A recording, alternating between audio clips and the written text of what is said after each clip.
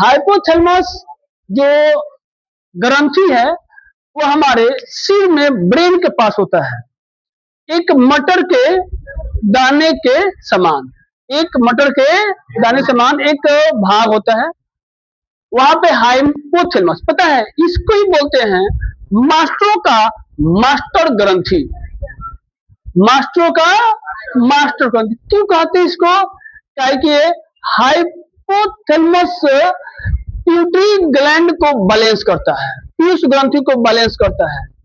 पीयूष ग्रंथि जो ऑलरेडी क्या है, एक मास्टर ग्रंथि के नाम से जाना जाता है।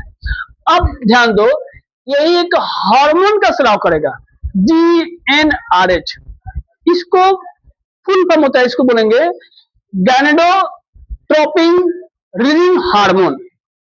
ये हार्मोन जब स्रावित होगा तो जाएगा किसके पास? अग्र पीयूष ग्रंथि के पास। किसके पास जाएगा? अग्र पीयूष ग्रंथि के पास जाएगा, इसको करेगा एक्साइटेड, बबू होते काम चालू करो फोन, तो बारी अगर काम करे के तो ठीक है हम काम चालू करने जा रहे हैं। यो क्या करेगा? दो हार्मोन धकाक से स्राव करेगा, एक LH हार्मोन, इसका फुल फॉर्म होता है ल्यूटिन जाइनिन हार्मोन।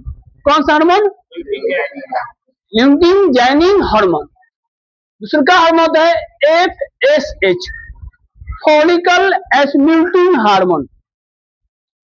इन दोनों जब हार्मोन बहना चालू होगा अधिक मात्रा में, तो धकाक समय लेडिंग कोशिका को प्रेरित करेगा। टेस्टिस में, शुक्र नलिका में क्या होता है? लेडिंग कोशिका होता है। जब इसको आदेश मिलेगा काम करने का तो यो लग जाएगा अपना काम करने फेरा में, क्या करेगा? यह तुरंत हार्मोन पुंजन यानी कि मुख्य हार्मोन टेस्टोस्टेरोन का स्राव करता है। तुम्हें तो पता है बढ़िया से कि टेस्टोस्टेरोन हार्मोन द्वितीयक लैंगिक लक्षणों के विकास में सहायक होता है, और दूसरा लैंगिक लक्षणों के विकास में सहायक होता है, और तीसरा शुक्राणु जनन को प्रेरित करता है। क्या करता है? अब ई जैसे बहना चालू करेगा तो ये रहा शुक्राणु जनन का प्रेरित होना।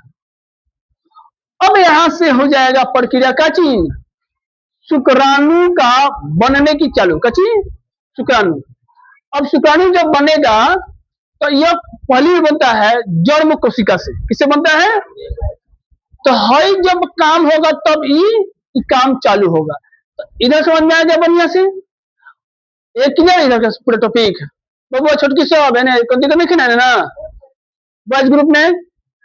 अब ध्यान दो, FSH कोई खास काम नहीं करता लेकिन मोस्ट इंपोर्टेंट काम करता है। यह सर्टोली कोशिका को एक्टिव करता है कि बाबू तोड़ काम करने के बारी आ गया है। ये खास तो कोई काम नहीं करता है।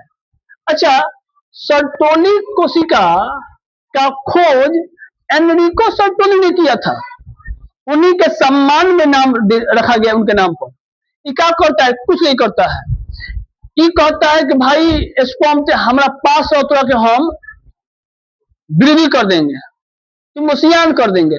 तो ये इसी के अंदर स्पर्म इसके सहारे इसमें क्या होता है? धासा हुआ रहता है।